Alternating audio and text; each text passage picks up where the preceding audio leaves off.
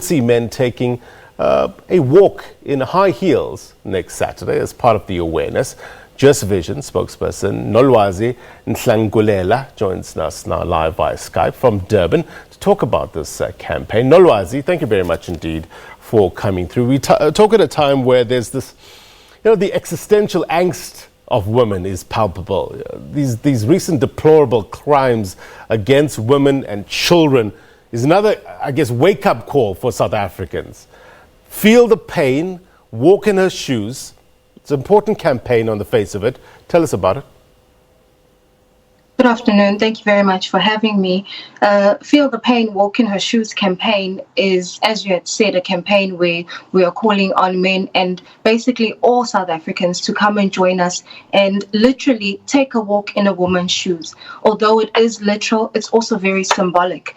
Try and understand what women are going through on a daily basis in this country. It's time we take a stand and say enough is enough, and it's no longer going to happen on our watch. Yeah. We cannot continue to sit back and be spectators of such gruesome violence in our country every single day. The president was also talking about this a couple of days ago and saying this is not a woman's problem, it's a man's problem. The perpetrators are men. So walking in their shoes, although symbolic, we'll start this conversation and get it going. Is that basically the aim of it? Yes, that is exactly the aim of it. It's meant to start a conversation, bring in the men of this country, the ones that do want to have a voice, that do want to say something about it. What do you feel? What do you think is the problem? And how can we get to the root of it so that we can start healing every single one of the people that go through such terrible experiences of this country? How can we introspect as the men of this country and women and find out what have we done so terribly wrong to find ourselves in this place, and how can we fix it? How can we sort it out? It's unacceptable for a woman to be killed every 3 hours in this country and children to be hanged in their backyard by their fathers. It's simply unacceptable. And the men who want to have a voice, they want to have it loud and clear, they will walk literally in our shoes and figuratively speaking. Look, the sense I get, Nolwazi, is that women are tired. Women are tired of marching. Women are tired of using black to show their mourning. Women are tired of using that phrase, enough is enough. That's the sense we get. So this campaign, although great, we really need to start talking about the gender dynamics and the power relations and why violence against women, although widespread, is underreported. You're definitely right about that. Women are exhausted. We're tired of all the marching. We're tired of all the talking. We need to have real conversations to find real solutions. What can we do? Why are the men in this country killing the women at this staggering rate that they are killing the women? What can they do about it? Should we relook at how we raise and socialize our male children? Yes, we should look at how we raise and socialize. I saw a post on Facebook recently where somebody said they grew up thinking when a woman says no, they're just trying to test you to see how committed you are to pursuing her. And that's not the case. We need to reteach, unlearn all of the bad habits, all of the negative things, the wrong information that our young boys and ultimately men grow up knowing, and unlearn that and reteach what is consent. We have to actually say, yes, that is what is consent. When a woman says yes and gives you literal consent, that is consent. Her saying no 10 times doesn't mean you should continue to pursue for the 11th time. Not at all. So finding out what is going wrong are they in a wholesome family dynamic at home? Do little boys grow up being taught that, if you like a girl, pull her hair, or if you like a girl, push her off the swing? And little girls are taught that if he pushes you, he likes you. No, that's not the case. You don't show somebody affection and kindness by hurting them.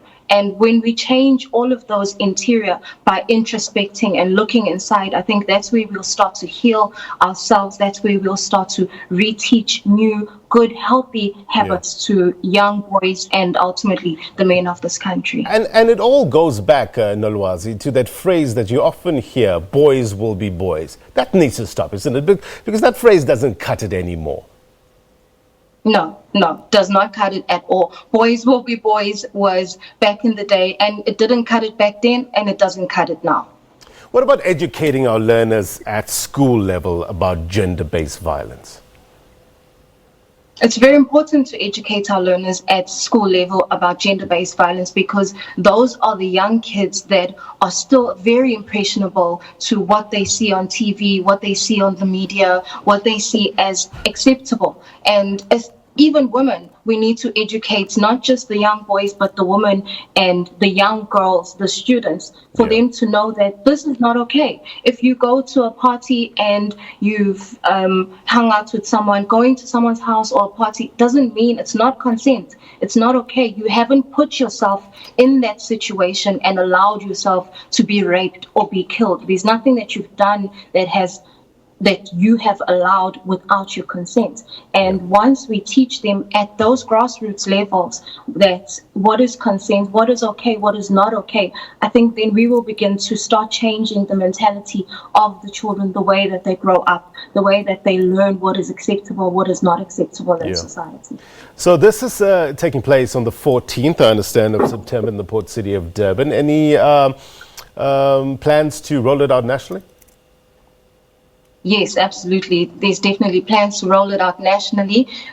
We will start in Durban, as you said, on Saturday next week on the 14th of September, pardon me. Yep. And so we'll start at 7 o'clock in the morning. We meet up at 7. We want all the men and the women to come in their shoes. Those who may not be able to wear high heels, we want them to buy shoes to give to a young girl. Maybe put a note in, tell a young woman or a schoolgirl that this is what you may experience something like this in life, but it's okay. You will get through it. And we ourselves are trying to make a change so that you don't have to grow up in a world where you fear going to the post office because you might get killed. So before we roll it out nationally, we'll take that walk. We want them to come in their high heels, as we already have them prepared here for them, and possibly buy a box of shoes, put a note in.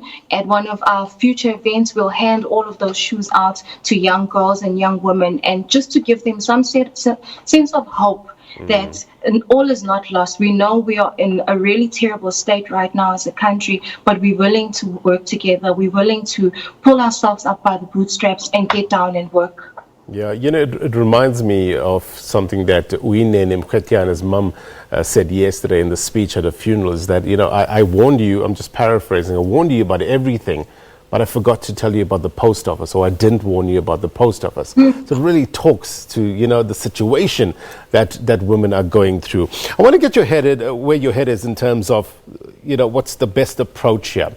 We often talk about we need leadership at this time.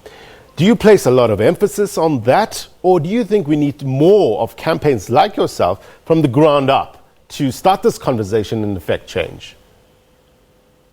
I think we do need a little bit of both, or a lot of both. Yes, we do need leadership to take a stand and be decisive in the messages that they give us. Don't wait so long to respond to what seems like a national crisis, or what people are calling a state of emergency. We need them to speak up, and we also need to do our parts. We need to start from men introspecting, what is wrong with me?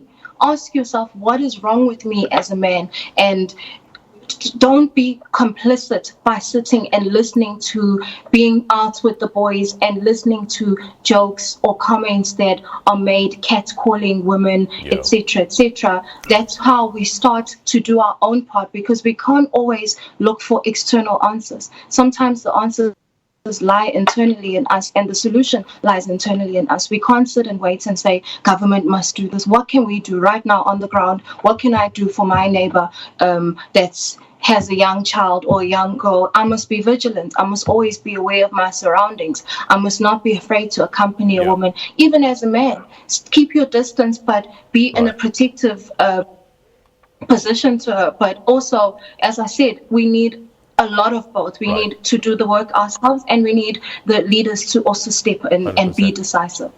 All right, so you look, Nolwazi, the process of systematic change is difficult and often complex, so there needs to be the sustained effort to get us over the line. But thank you very much indeed for your time. Nolwazi Nhlangulela speaking to us about this, the launch of the campaign, Feel Her Pain, Walk in Her Shoes campaign. All right, I want to take you now to